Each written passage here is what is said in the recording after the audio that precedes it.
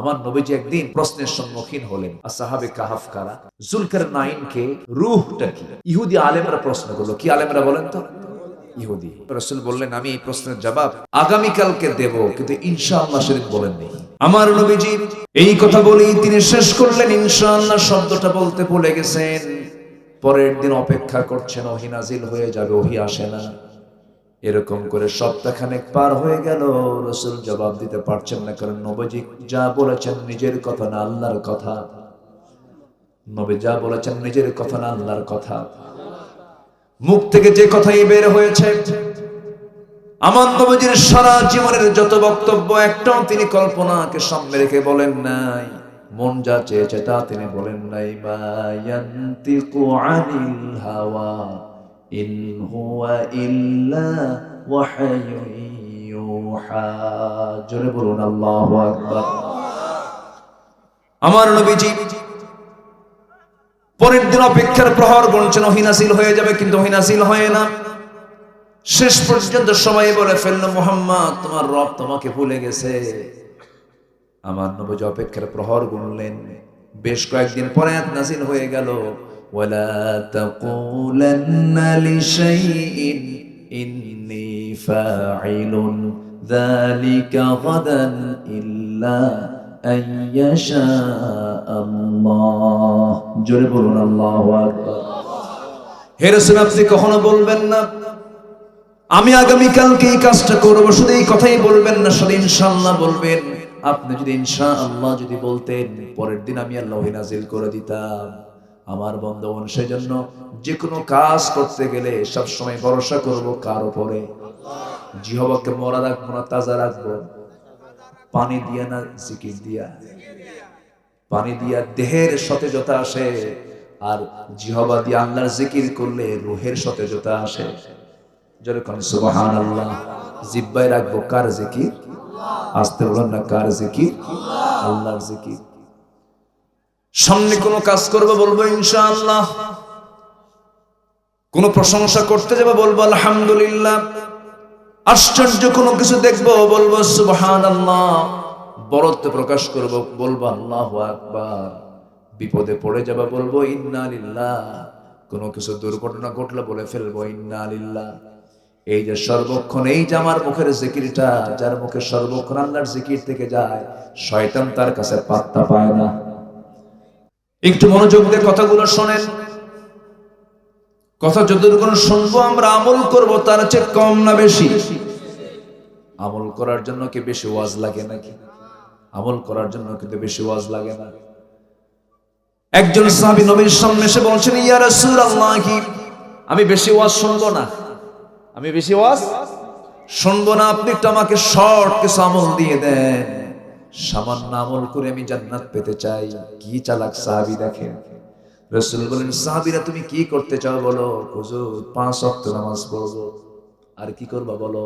ও শুনতো রমজান মাসে রোজা রাখবো। আর কি করবা বলো? ওয়া হালালতুল হালাল, হালালকে হালাল জেনে হালাল জীবন গ্রহণ করব। ওয়া হারামতুল হারাম, হারামটাকে জেনে হারামকে বর্জন করব। ওয়ালাম আযিদ আলা যালিকা শাইআন, এই চারটার বাইরে আমি কোনো কিছুই করব না। আদখুলুল জান্নাতা ইয়া রাসূলুল্লাহ, আমি কি জান্নাত পাবো নাকি? রাসূল বললেন, নাম নাম, তুমি জান্নাত পেয়ে যাবে। যেরকম সুবহানাল্লাহ। সঙ্গে সঙ্গে সাহাবী উত্তর দিচ্ছেন, ওয়ালাম আযিদ আলা যালিক, হুজুর আমি কিন্তু এর চাইতে বেশি কিছু করব না, যা তুই জান্নাতি। যেরকম সুবহানাল্লাহ।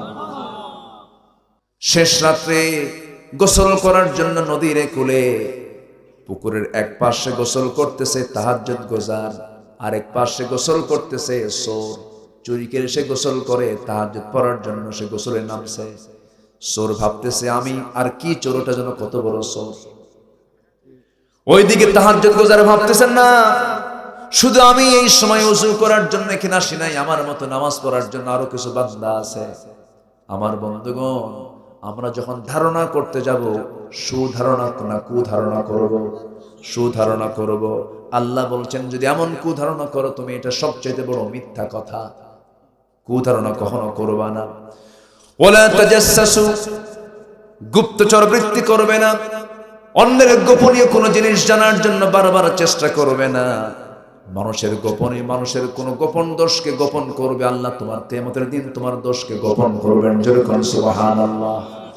নাম্বার 10 হলো গীবত করা যাবে না। জান্নাত হবে টার্গেট আমার। সেই জান্নাত পাওয়ার জন্য 1 নাম্বার গুণ ঈমান টানতে হবে। ফ্রেশ ঈমান, ভেজাল ঈমান আনা যাবে না। যেমন করে ঈমান এনেছেন সাহাবায়ে কেরাম, সেই ঈমানটা আমার আপনার আনতে হবে। নামাজ পড়লাম, রোজা রাখলাম, দান সদকা করলাম, টাকা আছে পশ্চিম দিকে চলে গেলাম, হজ করে আসলাম, আমাকে হাসি না বললে মন খারাপ হয়। এরকম হাসি আছে না নাই বলে? আপনার নামাজ কবুল হবে না, কোনো কিছুই কবুল হবে না। যা করব একমাত্র কার খুশির জন্য করব? আমরা বলে আল্লাহর খুশির জন্য করব। আমার বন্ধুগণ, ঈমানটাকে কখনো নষ্ট করা যাবে না, ঈমানকে কখনো হাতছাড়া করা যাবে না। ঈমান যদি হাতছাড়া হয়ে যায় সব শেষ হয়ে যাবে, সব ধ্বংস হয়ে যাবে। ঈমানকে আপনার যত্ন করব। আল্লাহ রাব্বুল আলামিন সুন্দর করে বলছেন, ওয়াল্লাযীনা আমানু ওয়া লাম ইয়ালবিসু ঈমানাহুম বিযুলমিন উলাইকা লাহুমুল আমনু ওয়া হুম মুহতাদুন। জোরে বলুন আল্লাহু আকবার। আয়াত যে বলতেছে বিরক্ত হচ্ছেন নাকি? ঈমান যারা আনবে এবং ঈমানকে যারা জুলুম দিয়ে আচ্ছাদন না করে, ঈমানকে যারা নিরাপদ রাখবে, শিরক মুক্ত রাখবে, বিদআত মুক্ত রাখবে, আমি আল্লাহ তাদেরকে নিরাপত্তা দিয়ে দেব, জান্নাত দিয়ে দেব। এই জন্য সবচেয়ে বড় সম্পদ হলো ঈমান। ঈমানকে লালন করব আমরা। আমার ভাইরা, বুকটা ফেটে যায় এমন কিছু প্রশ্ন আমাদের কানে চলে আসে। একজন প্রশ্ন করতেছে, সেই দিন হুজুর আমার বউকে একজন লোক ভাগা নিয়ে চলে গেছে, বিয়ে করছে, বিয়ে কি হবে নাকি? আছে এগুলো ঘটনা আছে না? আসতে বলবেন না, আছে না নাই বলে। এক যুবক প্রশ্ন করতেছে, সেই দিন হুজুর একটা প্রশ্ন, 2 বছর যাবত একটা মেয়ের সঙ্গে আমার রিলেশন, 1 মাস আগে সে আমাকে ফাঁকি দিয়ে চলে গেছে, হুজুর ওর কি গুনাহ হবে না হুজুর? তাই এটা আবার কোন বদমাইশ? সমাজ ব্যবস্থা আজকে কোথায় চলে গেছে?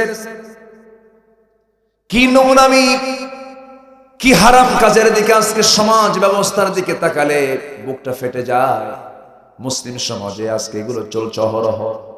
অথচ একটা স্ত্রী অন্যের স্বামীর নিয়ন্ত্রণে যখন থাকবে, স্বামীর স্ত্রীত্বে যখন থাকবে, ওই স্বামী যতক্ষণ পর্যন্ত তালাক না দেবে ওই মহিলার অন্য কোনো জায়গায় বিয়ে হতে পারে না।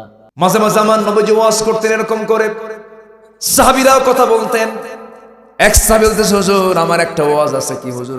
আমি আমার ওয়াজটা আপনি শোনেন, বলো। নবীজি থেমে গেলেন, বললেন, হুজুর জাহেলি যুগে যখন আমার ঈমান ছিল না, আমি একটা মূর্তির পূজা করতাম। সেই মূর্তিটা আমি খুব যত্ন করেছি। যখন কোথাও যেতাম ঘাড়ে নিতাম, বুকে নিতাম, মাথায় নিতাম, এত যত্ন করে করে মূর্তিটার আমি পূজা করতাম, উপাসনা করতাম। একদিন কোথাও যেতে নিয়ে হঠাৎ করে আমার প্রকৃতির চাপ চাপলো, পেশাবের চাপ চাপলো। আমি উঁচু জায়গায় আমার মূর্তিটাকে রাখলাম, দেবতাকে রাখলাম, রেখে আমি আড়ালে চলে গেছি। শৌচকার্য কমপ্লিট করে যখন আমি এসে আমার সেই মূর্তিটা যখন আমার হাতের মধ্যে নিতে যাব, তখন দেখি আপাদ মস্তক মাথা থেকে পা পর্যন্ত ভেজা পানি। রাসূল মুস্কি মুস্কি হাসেন। রাসূল বলেন, এরপর কি কর? এবার সাহেব হুজুর ভাবলাম এটা বুঝে রহমতের পানি। রহমতের পানি মনে করে জিহ্বা লাগায় দিলাম সোজা আমার মূর্তির গায়ে। আমটা আমটা গন্ধ। সামনের দিকে তাকায় দেখে কুকুর লেজ গুটে গুটে যায়। হুজুর আমি কি করব? এমন রাগ উঠলো আমার। সারা জীবন তোর খেদমত করলাম, সারা জীবন যার ইবাদত করলাম, সারা জীবন যাকে যত্ন রাখলাম, সে তার নিজের অস্তিত্বকে রক্ষা করতে পারে না, কুকুর পেশাব করে দিয়ে যায়, তাও কিছু কয় না। আমার ভিতরে হুজুর এমন রাগ উঠলো, এক আষাঢ়েই ভেঙ্গে চুরমার করে দিয়েছি। আপনার কাছে সে এমন রবের সন্ধান পেয়েছে যে রব আমার আকাশের মালিক। যেরকম সুবহানাল্লাহ। আমার নবীজি মুস্কি মুস্কি হাসলেন, সাহাবায়ে কেরাম তাবাসসুম না হেসে দেহেক হাসলেন। হাসি 3 প্রকার। আমার নবীজি কখনো আওয়াজ দিয়ে হাসতেন না, নবীজির হাসিটাও ছিল নিয়ন্ত্রিত, কিন্তু মুখটা কখনো ভরাক্রান্ত ছিল না, সবসময় হাসি মাখা মুখ। পেটে খাবার ছিল না, কিন্তু মুখটা ছিল হাসিতে ভরা। আমার নবীজির এমন সময় চলে গেছে 3 দিন পর্যন্ত পেটে খাবার যায় নাই, এমন সময় চলে গেছে 4 দিন পর্যন্ত খাবার যায় নাই। এই দুইটা স্মৃতি আমাকে সবচেয়ে বেশি কাঁদায়। তায়েফের ময়দানে 3 দিন 3 রাত তিনি খান নাই। খন্দকের পরীক্ষা খনন করার সময় তিনি 4 দিন 4 রাত খেতে পারেন নাই, খাবারই নাই। খাবেন কি? খাবার নাই, এই জন্য খেতে পারেন নাই। খন্দকের পরীক্ষা খনন করতে গিয়ে আমার নবীজি সবার আগে কোদাল হাতে নিলেন। আমার নবীজি সবার আগে কোদাল মারলেন। পরীক্ষা খনন করতে নিয়ে নবীজির মাথা থেকে শুরু করে পা পর্যন্ত ধুলাই মলিন হয়ে গেল। 4 দিন যাবত খাবার নাই, পেটে পাথর বেঁধে বেঁধে কোদাল মেরেছেন, পরীক্ষা খনন করেছেন, মাটি কেটেছেন। নবীজির ওই খন্দকের পরীক্ষা খনন করার সময় কোদাল মারতে মারতে যে কোমরটা কুঁজো হয়ে গিয়েছিল, আমার নবীজি বাকি জীবনে কোমর সোজা করে আর কখনো দাঁড়াতে পারেন নাই। আমার নবীজি তায়েফের ময়দানে 3টা দিন 3টা রাত খেতে পারেন নাই। ওই না খাওয়া মানুষকে পাথর দিয়ে মেরে মেরে রক্তাক্ত করে দিয়েছে। আমার নবীজি তায়েফ থেকে ফেরার পথে বলেছেন, আল্লাহ এরা বোঝে না, মানে না বুঝে মারছে, মাফ করে দিলাম। আপনি মানুষকে মাফ করে দিবেন, এই মজা সারা জীবন পাবেন। প্রতিশোধ নেবেন, কিছুক্ষণ মজা পাবেন, পরে আপনার ভাল লাগবে না। আর মাফ করে দিবেন, সারা জীবন মজা পাবেন না, মাফ করছি শান্তি পাবেন। আমার বন্ধুগণ, অনেক কথা একটু একটু করে বলে যাই। এই দুনিয়া ছেড়ে আমিও যাব, আপনিও যাবেন। ইমানকে কখনো নষ্ট করা যাবে না, ইমানকে প্রশ্নবিদ্ধ করা যাবে না। ইমানের যত্ন নেব আমরা, ইমানকে পরিচর্যা করব আমরা। ইমানকে শিরকের দিকে নিয়ে যাব না, হারামের দিকে নিয়ে যাব না। আমাকে যখন প্রশ্ন করলো, হুজুর আমার বউটা আরেকজন পুরুষ নিয়ে চলে গেছে, বিয়ে করছে, হুজুর এই বিয়েটা হবে নাকি? সঙ্গে সঙ্গে বললাম, বিয়ে কেমন করে হয়? কারণ তালাক প্রাপ্তা না হওয়া পর্যন্ত বিয়ে অন্য কোথাও জায়েজ নাই। এই ফায়সালা কোথায় আছে বলেন? তাহলে এখন বলেন, এর মধ্যে আইন আছে না নাই? আছে না নাই? আচ্ছা, বিয়ে হবে না, তাহলে কি হবে? কি জিনা হয়ে যাবে। আমার বন্ধুগণ, কোরআনকে গবেষণা করে পশ্চিমা বিশ্বের বহু মনীষী কালিমা পরে মুসলমান হয়ে যাচ্ছে। আগামী 50 বছর পর রাশিয়ার মসজিদে মুসলমান দাঁড়িয়ে যাবে। জোরে বলি ইনশাআল্লাহ। আগুনে পুড়ে মারছিল, পুড়ে মারতে চেয়েছিল কোন পয়গম্বরকে? চিন্তা করেন, নবীরা কি কি বিচারের সম্মুখীন হলেন দেখেন। আমার জাতির পিতা ইব্রাহিমকে আগুনে পুড়ে মারতেছে, আমার বাপকে, এবং তার বাপও মুশরিক। তার বাপও কি? মুশরিক। বাপ এসে বলে, নমরুদ আমিও আছি তোমার সাথে, দাও কোথায় ধরতে হবে, ওরা আগুনে ফালে। ইব্রাহিম আলাইহিস সালাম চোখের পানি ফেলে কাঁদতেছে, কেঁদে কেঁদে বলছেন, আল্লাহ ইমানটা কি তাজা রাখার জন্য আমি কারো সাহায্য চাই নাই। আল্লাহ আমার ইমানটা তুমি আল্লাহ কবুল করে নাও। আমাকে মাফ চাইতে বলে আমি কারো কাছে মাফ চাবো না আল্লাহ, কারো কাছে প্রাণ ভিক্ষা চাবো না আল্লাহ, আমি কারো কাছে সারেন্ডার করবো না তুমি ছাড়া। আল্লাহ তুমি তো দেখতেছো আমার বাপ পর্যন্ত আমার বিরুদ্ধে অবস্থান নিয়েছে। আল্লাহ তুমি আমাকে এই বিপদ থেকে বাঁচাও। সবাই মিলে সব দেশের জনগণকে ডাক দিয়া আমার বাপজানকে যখন সে আগুনের মধ্যে ফেলে দেওয়া হলো, আল্লাহ বলছেন আমার ইব্রাহিম যখন আগুনে পড়বে, আল্লাহ তাআলা আগুনকে নির্দেশ জানায়া দিলেন, আগুন তোর দাহ্য শক্তি হারিয়ে ফেলবি, জান্নাতের টুকরা হয়ে যাবি। সুবহানাল্লাহ। সাংবাদিকরা ওই আগুন থেকে বের হওয়ার পর প্রশ্ন করছে, ইব্রাহিম কেমন করে তোমার সময়গুলো কাটলো? তিনি বলেন, সারা জীবনের শ্রেষ্ঠ আনন্দের সময়, তৃপ্তির সময়গুলো এখানে কাটছে আমার। জোরে বলুন সুবহানাল্লাহ। একজন মূর্তি পূজকের ছেলে ইব্রাহিমের ঈমান আছে, আর আমরা ইব্রাহিমের সন্তান হয়েও আমরা মূর্তি পূজা করি। আছে না নাই? এরকম আছে না নাই? উনকো তহযীব নে हर बंद से आजाद किया, लाके काबे से सनम खाने में आबाद किया। नब्बे যুগের সভ্যতা মোহে কেটে ফেললে সব বাঁধন, মসজিদ ছেড়ে মন্দিরে গিয়া বাসা বেঁধেছো হায় এখন। বাবার সঙ্গে মসজিদে যায় না, কিন্তু নেতার সঙ্গে মন্দিরে যায়। আছে না এরকম? আছে না? আছে। ওই নেতার পথ ছেড়ে দাও যে নেতা তোমাকে সিগারেট দেয়, ওই নেতার পথ ছেড়ে দাও যে নেতা তোমাকে বাংলা মদ কিনে দেয়, ওই নেতার পথ ছেড়ে দাও যে নেতা তোমার হাতে মেয়ে তুলে দেয়। ঠিক কি? আসলে এরকম নেতা নাই? বাদ দিয়ে দাও, জীবনটাকে সুন্দর করে সাজাও। যুবকরা এখানে মাহফিল, আজকে যুবকদেরকে বেশি দেখছি। যুবকরা তোমাদের জন্য বাংলাদেশ গড়তে হবে, তোমরা এই বাংলাদেশকে গড়বে। জোরে বলে ইনশাআল্লাহ। তুমি উঠে দাঁড়াও, সব বসে যাবে, কেউ পারবে না তোমার সাথে। চরিত্রকে মজবুত করো, সবচেয়ে বড় হাতিয়ার হলো চরিত্র। সবচেয়ে বড় মজবুত হাতিয়ার কি? চরিত্র। চরিত্রকে সুন্দর করো, নোংরামি করো না, হারাম কাছে যাবা না, নেশা করবা না, মদের কাছে যাবা না, অনৈতিক পন্থায় কোনো নারীর কাছে যাবে না। বিয়ে করার প্রয়োজন হলে বিয়ে করে নিবা, বিয়েতে রহমত। আর জেনাতে গজব। জেনাতে কি? গজব, রোগ, অসুখ, বিসুখ। এই যে শুনলে না কিছুক্ষণ আগে। হারাম কোনো কাজে যাবা না, ইমানের যত্ন নিবা। আল্লাহ বলছেন এই কাজটা করার পরে তোর 2 নম্বর কাজ যদি সাকসেস হয়ে যায়, বান্দা আমি তোকে চারিত্রিক সনদ দিয়ে আমি তোকে জান্নাত দিয়ে দেব। জোরে কোন সুবহানাল্লাহ। নাম্বার 2 হলো ওয়াজাহাদু ফি সাবিলিল্লাহি বিআমওয়ালিকুম ওয়াজাহাদু বিআমওয়ালিহিম ওয়া আনফুসিহিম ফি সাবিলিল্লাহ। জিহাদ করবে তোমরা মাল দিয়ে, জান দিয়ে। কার পথে? আসতে বলবেন না, কার পথে? জিহাদের নাম শুনলে পরে কিছু লোকের গাও চুলকায়। আমার দেশে আছে না এমন? আছে না নাই? গায়ে চুলকায় যারা বলে যে জিহাদ নাই। আজকের এই দুনিয়াতে আর জিহাদ নাই। রাসূল বলেছেন আল জিহাদু মাদিন ইলা ইয়াউমিল কিয়ামা। জিহাদ কিয়ামত পর্যন্ত চলবে। এই জিহাদের নাম শুনলেই মুনাফিকদের গায়ে চুলকানি শুরু হবে। আছে না? আসতে বলবেন না, আছে না নাই? বদমাইশ এগুলো।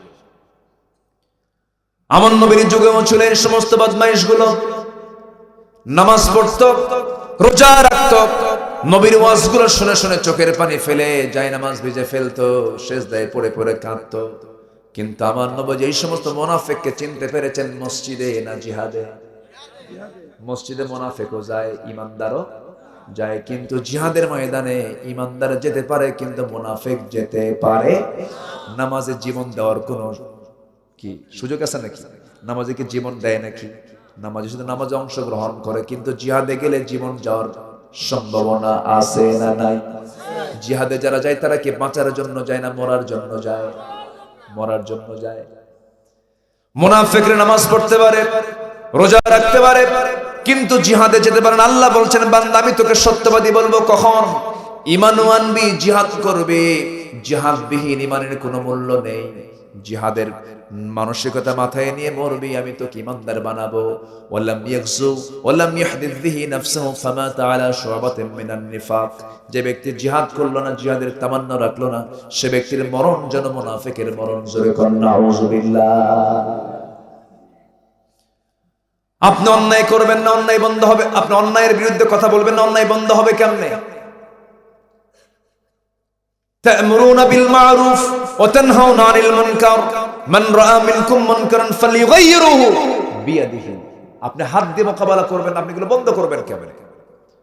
আমার বন্ধুগণ একটু কান লাগান। নবীজি যখন নামাজের দায়িত্ব পালন করেছেন, মুনাফিকরা নবীর পিছনে নামাজটা পড়েছে, টের পান নাই। কিন্তু যেদিন উহুদ যুদ্ধের ডাক চলে এলো, রাসূল যখন উহুদের ময়দানে রওনা দিলেন, সাহাবায়ে কেরামকে বললেন চলো যুদ্ধের ময়দানে কারা কারা যাবে। হঠাৎ করে মাঝখান থেকে কিছু মুনাফিকরা এক জায়গায় হয়ে বলছে হুজুর যে যুদ্ধের দিকে নিয়ে যান, ওই যুদ্ধে অংশগ্রহণ করছে কাফের মুশরিকরা, তাদের সৈন্য সংখ্যা কত? 3000, আমাদের কত? 1000। সঙ্গে সঙ্গে মুনাফিকরা বলছে এই অসময় যুদ্ধে আমরা যেতে পারবো না। রাসূল বললেন তোরা কেউ যদি নাও যাস, আমি একা হলেও বাতিলের মোকাবেলায় দাঁড়িয়ে যাব। জোরে বলি সুবহানাল্লাহ। কারা কারা যাবে না আলাদা হয়ে যাও। মুনাফিকরা সব আলাদা হয়ে গেল। 1000 রাসূল মদিনা থেকে বের করেছেন, এর মধ্যে 300 জন নাই, 300 জন আউট হয়ে গেছে। 1300 নাই। নবীর পিছনে নামাজ পড়ার পরও এখন তো বাংলাদেশে কোনো মুনাফিক খুঁজে পাওয়া যাবে না। আছে আছে মুনাফিক আছে। আবার একজন পরিসংখ্যান দিয়ে দিচ্ছে। আমার বন্ধুগণ, আমার নবীজি মুনাফিকদেরকে চিহ্নিত করলেন উহুদের ময়দানে। সেদিন যেদিন রাসূল রওনা দিয়েছেন, আমি যতবার মদিনা গেছি, এই পর্যন্ত যতবার আমার মদিনা যাওয়া হয়েছে, এমন কোন বার নাই যেবার আমি মদিনায় গিয়ে উহুদে যাই নাই। প্রত্যেকবার আমি উহুদে যাই, কারণ উহুদে এই জন্য যাই, রাসূল নিজে বলেছেন এই উহুদ পাহাড় আমাকে খুব ভালোবাসে, আমি উহুদ পাহাড়কে খুব ভালোবাসি। 12 মাইল লম্বা সেই উহুদ পাহাড়। আমার নবী উহুদ পাহাড়কে দেখি দেখি দুনিয়া থেকে বিদায় নিয়েছেন। মদিনার মসজিদটা উহুদ পাহাড় দিয়ে বেষ্টিত। আমার নবীজি উহুদের পাদদেশে গিয়ে দাঁড়ালেন, সাহাবে কেরামকে নিয়ে দাঁড়ায় গেলেন। নবীজির মাথায় সেদিন টুপি ছিল না, নবীজির মাথায় সেদিন পাগড়ি ছিল না, নবীজির হাতে সেদিন তসবিহ ছিল না। আমার নবীজির মাথায় ছিল সেদিন হেলমেট, নবীজির হাতে ছিল সেদিন তরবারি।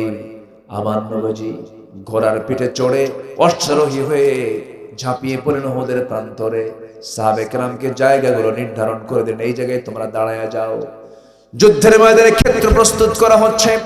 আমার নবীজি 50 জন তীরন্দাজকে ডাক দিয়ে বলছেন, ও 50 জন এইদিকে আসো, তীর ধনুক নিয়ে তোমরা এই জায়গায় দাঁড়ায়া থাকো।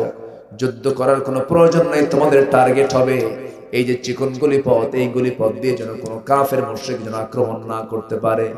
এই জায়গায় তোমরা দাঁড়ায়া থাকবে, আমার পরবর্তী হুকুম না আসা পর্যন্ত তোমরা এই জায়গাটা তোমরা কখনো এখান থেকে তোমরা চলে যাবা না, এই জায়গায় তোমরা থাকবা। জায়গা যদি ত্যাগ করো বিপদে পড়ে যাবে। সাহাবে কেরামকে সতর্ক করে দিলেন। যুদ্ধ শুরু হয়ে গেছে। যুদ্ধ এমন ভাবে শুরু হয়ে গেল, মুসলমানদের প্রথম চান্সই বিজয় হয়ে গেছে। জোরে কান সুবহানাল্লাহ, আলহামদুলিল্লাহ। মুসলমানরা বিজয়ী হয়ে গেছেন। কিন্তু ওই 50 জন তীরন্দাজ তারা ভাবছে যুদ্ধ তো থেমেই গেল, আর এখানে থেকে লাভ কি? নবীর অনুমতি না নিয়ে সেই জায়গা থেকে তারা ভুলক্রমে সেই জায়গা থেকে স্থানটা ত্যাগ করে ফেলেছে। সঙ্গে সঙ্গে কুরাইশদের ভিতরে থেকে একটা পক্ষ, একটা টিপ ওই চিকনগুলি পথে রওনা করে সোজা রাসূলকে টার্গেট করে ফেলেছে। রাসূলকে তারা দুনিয়া থেকে বিদায় করে দেবে। নবজের দিকে তারা বৃষ্টির মতো তীর মারা শুরু করে দিয়েছে। সাহাবা কেরাম টের পেলেন। আমার নবীজিকে তারা দুনিয়া থেকে বিদায় করার জন্য প্ল্যান করেছে। 10-12 জন সাহাবী হাতের মধ্যে তরবারি নিতেই পারেন না, অপ্রস্তুত ছিলেন। তারা যুদ্ধ থেমে গেছে মনে করে সেখান থেকে তরবারি ছাড়াই দৌড় মেরে নবীর চতুর্পার্শ্বে দাঁড়ায় গেলেন। চতুর্পার্শ্বে দাঁড়িয়ে বলছেন, ইয়া রাসূলুল্লাহ, আপনি কোনো টেনশন করবেন না, আমাদের শেষ রক্তবিন্দু থাকা পর্যন্ত আপনার গায়ে আমরা একটা আঁচড় লাগাতে দেব না। সুবহানাল্লাহ। আমার নবীজি মাঝখানে দাঁড়ানো, চতুর্দিকে সাহাবে কেরাম প্রাচীরের মতো দাঁড়ায় আছে। কাফের মুশরিকরা তীর মারতেছে, কারো চোখে লাগে, কারো পিঠে লাগে, কারো গায়ে লাগে। একে একে 9 জন মুসলমান সাহাবী তারা দুনিয়া থেকে বিদায় নিলেন। একজন সাহাবী ছিলেন দাজানা, রাসূলকে গিয়ে দৌড় মেরে জড়িয়ে ধরে বলছেন, হুজুর দয়া করে আমার বুক থেকে আপনি নড়বেন না, যত তীর আসবে আমার গায়ে লাগবে, আমার পিঠে লাগবে, আপনার গায়ে একটাও লাগাতে দেব না। আমার নবীজিকে বাঁচাতে গিয়ে দাজানাও শহীদ হয়ে গেলেন। তার পেটের ভিতরে 1-2টা নয়, 70 থেকে 80টি তীর বিদ্ধ হওয়ার দাগ ফুটে উঠেছিল, চান্নার মতো হয়ে গিয়েছিল। নবীজি একাকী পড়ে গেলেন। কাফের মুশরিকরা তীর মারা বন্ধ করে হাতে পাথর নিয়েছে। একজন কাফের রাসূলকে টার্গেট করে দূর থেকে একটা পাথর মেরে দিয়েছে, নবীজির মাথায় গিয়ে লাগলো। হেলমেট ছিল মাথায়, হেলমেটের চিকন ফলা, চিকন লোহা সোজা গিয়ে নবীজির কপালের হাড়ের মধ্যে গেঁথে গেল। নবীজি চক্কর মেরে মাথাটা ঘুরে পড়ে যেতে নিচ্ছিলেন, এমন সময় আরেকটা পাথর মারলো, নবীজির গাল বরাবর লাগলো। সেই গালের মধ্যে শিরস্ত্রাণের চিকন আরেকটা লোহার ফলা গালের মধ্যে গেঁথে গেল। আরেকটা ঘাট পাথর দিয়ে যখন তার মুখ বরাবর মারা হলো, সুন্দর সুন্দর 2টি দাঁত ভেঙে গেছে। আমার নবীজির জীবনের শেষ 8 থেকে 10 বছর দাঁত ভাঙ্গা মুখ আর কোমর ভাঙ্গা কোমর নিয়ে চলেছে। আমার নবীজির দাঁত যখন ভেঙে পড়লো, গালের মধ্যে লোহা, কপালের মধ্যে লোহা, দাঁত 2টা নাই, রক্তাক্ত চেহারা নিয়ে নবীজি মুখ থুবড়ে জমিনে পড়ে গেছেন। মাথা চক্কর মেরে কাফের মুশরিকরা চতুর্দিকে গুজব রটায় দিয়েছে মুহাম্মদ দুনিয়া থেকে বিদায় নিয়েছে, রাসূল দুনিয়াতে নাই, কুতিলা মুহাম্মদ। এই সংবাদ মদিনার আকাশ বাতাসে যখন ছড়িয়ে পড়ল, মদিনার একজন পাগলী সাহাবী, একজন মহিলা সাহাবী যখন শুনেছেন রাসূল দুনিয়াতে নাই, ঘর থেকে বের হয়ে পড়ছেন। ঘর থেকে বের হয়ে উহুদের ময়দানের দিকে আগে আসতেছেন। একজন বলতেছে, ও মহিলা তুমি দৌড়া দৌড়া কোথায় যাও? তিনি বলছেন রাসূল নাকি মারা গেছেন, রাসূলকে দেখতে যাচ্ছি, রাসূল আমার কেমন আছে, কি অবস্থায় আছে। এমন সময় একজন বলছো, মহিলা তুমি কি জানো এই যুদ্ধের ময়দানে তোমার প্রাণ প্রিয় বড় ভাই দুনিয়া থেকে বিদায় নিয়েছেন। তিনি বলছেন, ভাই চলে যাক, কোনো দুঃখ নাই, রাসূলটা আমার কেমন আছেন আমাকে একটাবার জানাইয়া দাও। আরেকজন এসে বলে, ও মহিলা তুমি কি জানো তোমার প্রাণ প্রিয় স্বামী শাহাদাত বরণ করেছেন? তিনি বলছেন, স্বামী চলে গেছে, দুঃখ নাই, ভাই চলে গেছে, কোনো দুঃখ নাই, একটা বারের জন্য জানায় দাও আমার রাসূলটা কেমন আছেন। কিছুক্ষণ পরে সে বলতেছে, মহিলা তুমি কি জানো তোমার কলিজার টুকরা একমাত্র সন্তান দুনিয়া থেকে বিদায় নিয়েছে। সঙ্গে সঙ্গে মহিলা বলতেছেন, আমার সন্তান চলে গেছে, দুঃখ নাই রে, আমার স্বামী চলে গেছে, দুঃখ নাই রে, গোটা দুনিয়ার সমস্ত মানুষ দুনিয়া থেকে বিদায় নিল, আমার কোনো দুঃখ হবে না, কিন্তু একটাবার জানিয়ে দাও আমার প্রাণ প্রিয় রাসূল পৃথিবীতে বেঁচে আছেন কিনা। আমার নবীজি এমন করে কতগুলো আমার নবীজির প্রতি এমন মহব্বত ভালোবাসাগুলো সাহাবা কেরাম উজাড় করে দিয়েছেন। আমার নবীজি উহুদের ময়দানে মুখ থুবড়ে পড়ে আছেন, সাহাবা কেরামদের মধ্যে কান্নার রোল পড়ে গেছে। একজন সাহাবী, তিনি হচ্ছেন আলী, তন্ন তন্ন করে রাসূলকে খুঁজতে বের হলেন। খুঁজে খুঁজে খুঁজে খুঁজে উহুদের ময়দান থেকে এক জায়গায় তিনি খুঁজে বের করলেন, রাসূলকে চেনা যাচ্ছে না, মাথার রক্ত, গালের রক্ত, মুখে রক্ত দিয়া, দাড়ি ভিজে, জুব্বা ভিজে, সয়লাব হয়ে গেছে। আমার নবীজি মুখ থুবড়ে পড়ে গেছেন। সবচেয়ে বেশি রক্ত ঝরেছে দুই জায়গায়, একটা হলো তায়েফে, আরেকটা উহুদের ময়দানে। আমার নবীজির শরীর থেকে রক্ত ঝরলো। সাইয়েদনা আলী পাগলের মতো হয়ে বলছেন, হুজুর উহুদের ময়দানে কাফেররা আপনাকে মেরে রক্তাক্ত করে দিল, আপনি তাদের জন্য লানত করুন। রাসূল বলেন, না রে আলী, আমি তাদের জন্য লানত করব না, তবে একটা কথা জেনে রেখে দিও, এই জমিনে আমার রক্ত যখন পড়েছে, এই জমিনেই দেখতে পাবে আল্লাহর দ্বীন কায়েম হয়ে গেছে। সুবহানাল্লাহ। কিছু জায়গায় তাকে শোয়া দেওয়া হলো, উম্মে আইমান সেখানে ছিলেন, এবং আমার নবীজির পাশে উবাইদা ইবনে জাররাহ একজন সাহাবী বসা ছিলেন, উবাইদা নামে এক সাহাবী। আমার নবীকে দেখেই পাগলার মতো হয়ে গেলেন, পাগলের মতো হয়ে গেলেন। কপালের লোহা তাড়াতাড়ি কেমন করে বের করা যায়, টান মারলেন, খোলে না। উবাইদা ভাবলেন টান মেরে হবে না, রাসূল কষ্ট পাবেন। কিন্তু আমার এবার উবাইদা করলেন কি, আমার নবীজির পাশে বসে ওই কপালে বিদ্ধ লোহার জায়গায় তিনি নিজের দাঁতটা লাগায় দিলেন। দাঁত লাগায় দিয়া আস্তে টান দিলেন। নবীজি কষ্ট পাচ্ছেন মনে করে এত জোরে টান মারলেন, এক টানে লোহাটা বের হলো। উবাইদার সামনের দুটো দাঁত ভেঙে পড়ে গেল। রাসূল বলেছেন, উবাইদা তোমার দাঁত দুইটাই ভেঙে ফেললে, কি কষ্ট, কি দরকার ছিল, আস্তে টান দিলে তো তোমার দাঁতটা ভাঙতো না। উবাইদা বলছেন, হুজুর দাঁত কেন, আপনার জন্য কলিজা ছিঁড়ে দেব, কোনো কষ্ট হবে না। জোরে বলেন সুবহানাল্লাহ। আমার নবীজি খুব খুশি হয়ে গেলেন।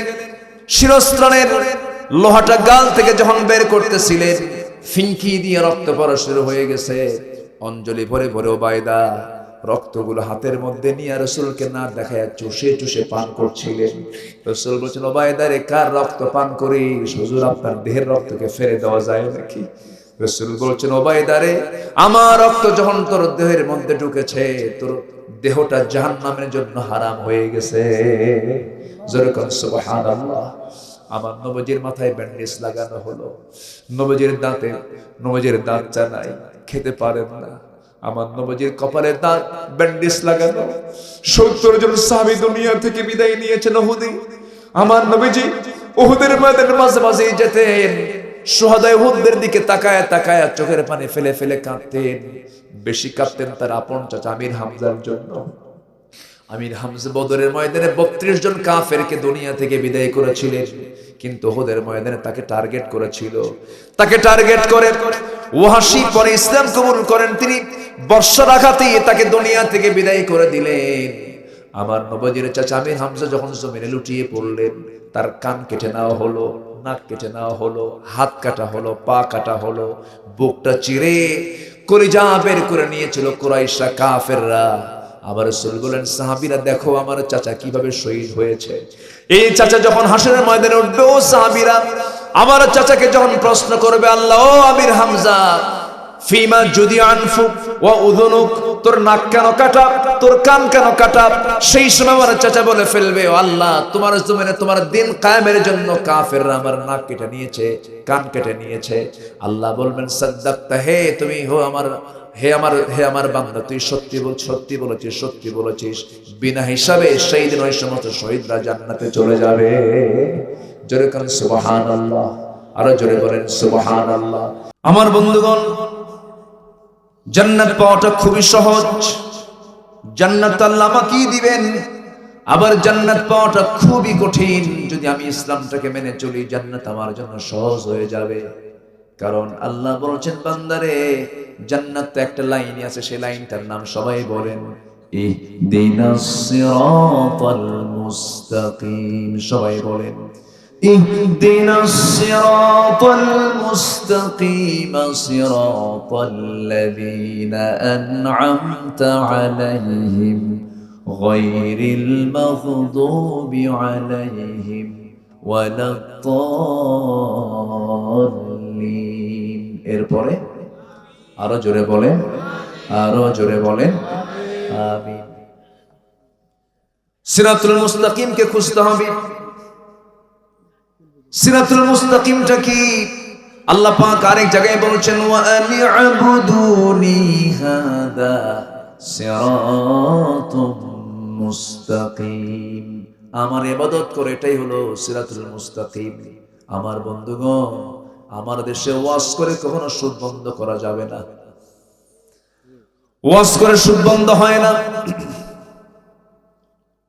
যুগের পরে যুগ, বছরের পরে বছর, প্রায় 50টা বছর ধরে কোটি কোটি জনতার মাঝে কোরআনের পাখি সুদের বিরুদ্ধে কত ওয়াজ করে গেলেন, কত কি করলেন, কত আলেম ওলামা কত দিন ধরে ওয়াজগুলো করে আসতেছে। সুদের পরিমাণ কমেছে না বেড়েছে? আজ তো কমেছে না বেড়েছে? ওয়াজের মধ্য দিয়ে সুদ কখনো বন্ধ হবে না। নবীজি মক্কায় সুদের বিরুদ্ধে ওয়াজ করেছেন, কিন্তু কাম হয় নাই। নবীজি মক্কায় সুদের বিরুদ্ধে কথা বলেছেন, কিন্তু আবু জেহেল ছিল সেই সুদের মহাজন। আবু জেহেল দেশ চালাতো, রাষ্ট্র চালাতো, নগর রাষ্ট্রের সে প্রধান ছিল। আমার নবীজির বয়ান তিনি দিয়েছেন, কিন্তু আমার রাসূল মক্কায় মার খেয়েছেন, কিন্তু মদিনায় এসে সুদটাকে বন্ধ করার জন্য তিনি সেখানে এসে মার খেয়েছেন না মার দিয়েছেন? কি মার খেয়েছেন না মার দিয়েছেন? মার দিয়েছেন। মক্কায় মার খেলেন, মদিনায় মার দিলেন। আমার বন্ধুগণ, শুধু মায়েরই খাবো তা হবে না, মায়ের খাওয়াও সুন্নত, মায়ের দেওয়াও সুন্নত। প্রয়োজনে মুসার শক্ত লাঠি হাতে নিয়ে ফিরআউনের মোকাবেলা করতে হবে মুসলমান। হাত উঁচু করে দেখা।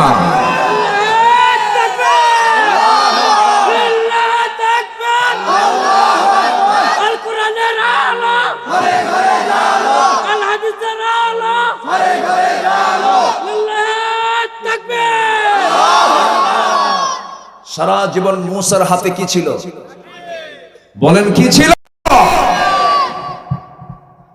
আমার নবীজির দিনের বেলা থাকতো হাতে অস্ত্র, দিনের বেলা কাটতো ঘোড়ার পিঠে, আর রাত্রে বেলা কাটতো জায়নামাজে। জায়নামাজ তো সস্তা কাম, সমস্যা নাই, কিন্তু ঘোড়ার পিঠে যুদ্ধের ময়দানে জীবনের হুমকি নিয়ে বাতিলের মোকাবেলা করা কিন্তু ইমানদার ছাড়া মুনাফিকরা পারে না। ইব্রাহিম ভাই কই যান? এটা কি হলো? উনি তো এই গ্রামের জামাই। শাশুড়ি ডাক দিল নাকি? ভাবতেছেন হুজুর জানে না? বসে বসে। এমন উপজেলার নাম আপনাদের, এখানে কেউ প্রজা নাই, সব শাহ। শাহজাহান মানে কি? গোটা জাহানের বাদশা। আল্লাহ তুমি জান্নাতের বাদশা বানায় দাও। জোরে বলি আমিন। গেছে রাজবাড়ি মাহফিল করতে, রাজবাড়ি। তো বললাম, ভাই আসছি তো রাজাদের বাড়ি, আমরা প্রজা, আচরণ যেন খারাপ না হয়। হুজুর সমস্যা নাই, রাজবাড়ি, রাজবাড়ি তো পৃথিবীর কারণ না, মূলত রাজ, সকল রাজার রাজাকে, আসতে বলবেন না কে? রাজার ভান ধরে, কিন্তু আসল রাজা কে? আল্লাহ তাআলা। ক্ষমতা পাইলে রাতকে দিন করে, দিনকে রাত করে। ফাঁসির আসামি জামিন পায়, আর আলেমদের গড়ায় ফাঁসি রশি ঝোলে, ঠিক কিনা? গোটা দুনিয়া জুড়ে এগুলো চলছে। বাইতুল আকসা, আহারে, আমার নবীর প্রথম কিবলা হলো বাইতুল আকসা।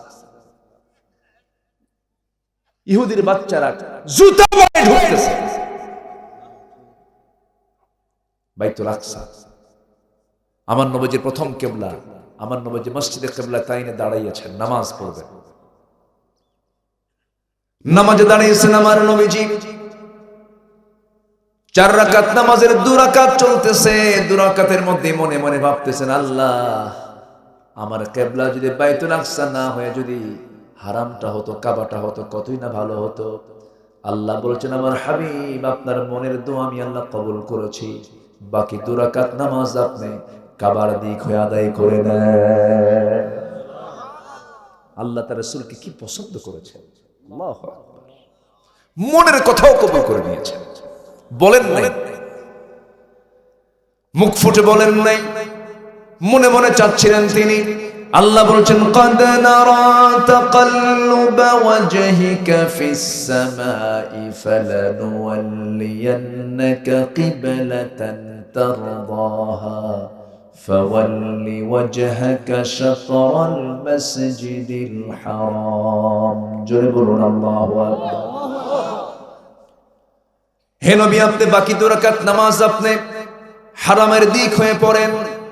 প্রথম কিবলা হলো বাইতুল আকসা আমাদের। ধরুন এই হামলা যদি কাবার দিকে করা হতো, কেউ কি মানতাম নাকি আমরা? কিন্তু বাইতুল আকসাও কম না, কাবা শরীফও কম না, দুটোই তো আল্লাহর ঘর। এই বাইতুল আকসা প্রথম নির্মাণ করেছেন গোটা বিশ্বের সবচেয়ে বড় সম্রাট সুলাইমান আলাইহিস সালাতু ওয়াস সালাম, যিনি 3 লক্ষ প্রাণীর ভাষা বুঝতেন। কত লক্ষ প্রাণী, কত বড় ভাষাবিদ! মানতিকাত তাইর, সকল প্রাণীর ভাষা বুঝতেন। সমুদ্রের ঢেউ চলতে ঢেউয়ের ভাষাও বুঝতেন। সুলাইমান আলাইহিস সালাতু ওয়াস সালাম ছোট্ট পিঁপড়ার সঙ্গে কথা বলেছেন, আছে না নাই? তিনি 2 পাহাড়ের মাঝখান দিয়ে যাচ্ছিলেন। ওয়াদিন, এটা 2 উপত্যকার মাঝখানের জায়গাকে ওয়াদিন বলে, বিওয়াদিন গায়রি যি যারঈন, আছে না? সুলাইমান আলাইহিস সালাতু ওয়াস সালাম যখন যাচ্ছিলেন, হঠাৎ করে পিঁপড়াদের যে রাজা, পিঁপড়ার রাজা সব জনগণকে ডাক দিয়ে বলছে, ও আমার সমস্ত জনগণ। এখানে পিঁপড়া ডাকতেছে কাদেরকে বলেন? পিঁপড়াদেরকে ডাকতেছে, ও জনগণ, এদিকে আসো, আমার কথা শোনো। কিছুক্ষণের মধ্যেই সুলাইমান তার সেনাবাহিনী নিয়ে, সমস্ত বল নিয়ে, প্রায় 4 লক্ষ লোক নিয়ে সে চলে আসবে। তাদের পদপিষ্ট হয়ে তোমরা মরে যাবে। উদখুলু মাসাকিনাকুম, তোমরা তোমাদের বাসার মধ্যে ঢুকে পড়ো। এই কথাটাও শুনতে পেয়েছেন সুলাইমান। জোরে কোন সুবহানাল্লাহ। তার রাজত্ব কোথায় ছিঁড়ে দেখেন। ওই পিঁপড়ার ভাষা শুনলেন, পিঁপড়াটাকে হাতের মধ্যে তুললেন। ফাতাবাসসামা দাহিকান, মুস্কি মুস্কি হাসি মারলেন, কথাটা শুনলেন। এরপরে তার সঙ্গে কথোপকথন হয়ে গেল। এই সুলাইমান আলাইহিস সালাতু ওয়াস সালাম আল্লাহর অর্ডার পেলেন। আজ থেকে হাজার হাজার বছর আগে তিনি বিমানে চড়েছেন, যে যুগে কোনো বিমান ছিল না। সুলাইমান এই পৃথিবীতে প্রথম বিমানে চড়েছেন। কোন পয়গম্বর বলেন? সুলাইমান আলাইহিস সালাতু ওয়াস সালাম বিমানে চড়েছেন, যে বিমান চলার জন্য কোনো জ্বালানি লাগে নাই, কোনো তেল লাগে নাই, কিচ্ছু লাগে নাই। শুধু আসনে বসতেন, শুধু একা নয়, মন্ত্রী পরিষদ সহ শুধু আসনে বসতেন আর বাতাসকে হুকুম করতেন আল্লাহর নির্দেশে। বাতাসটা তার সিংহাসনটা উড়ে নিয়ে যেত। এক সকাল সন্ধ্যার মধ্যে গোটা দুনিয়া ঘুরে তার সিংহাসনে তিনি আবার বাড়িতে পৌঁছতেন। রাজত্ব আল্লাহ তার নবীদেরকে দিয়েছেন। আজকে যে মুসলমান রাজত্ব করার কথা, কি সেই মুসলমান আজকে রাজত্ব করছে না শাসিত হচ্ছে? বলেন, শাসিত হচ্ছে। ওই বাইতুল আকসা আমাদের ছিল, আমাদেরই আছে, আমাদেরই থাকবে, কিন্তু মাঝখান থেকে এই বদমাইশগুলো দুষ্টামি করতেছে। সুযোগটা পেয়েছে কেন? মুসলমানদের সংসারে ভাঙ্গন ধরেছে, ঠিক কি না? ভাই ভাই কি ধরছে? ভাঙ্গন ধরেছে। পৃথিবীর কোন দেশ লাগবে না, শুধু আরব গালফ, আরবের যে কয়েকটা দেশ আছে, এই কয়েকটা দেশ যদি শুধু বলে তেল দেওয়া বন্ধ, সব বন্ধ হয়ে যেত। কিন্তু বদমাইশ কিছু আছে না নাই? আসতে বলবেন না, আছে না নাই? একটা শিশু সেদিন কাঁদতেছে আর বলতেছে, আইনাল আরব, আইনাল মুসলিম, আরব কোথায়, মুসলমান কোথায়? বাইতুল আকসা দেখো না, বুকটা ফেটে যায়। কিচ্ছু না, কিচ্ছু না, শুধু মুসলমান শুধু একটা প্ল্যাটফর্মে যদি আসতো, নামাজে যেমন একসঙ্গে আল্লাহু আকবার বলে, নামাজ থেকে বের হয়ে যদি সবাই একসঙ্গে আল্লাহু আকবার বলতো, সমস্ত বাতিল শক্তি সাগর হাবুর মুখে শেষ হয়ে যেত।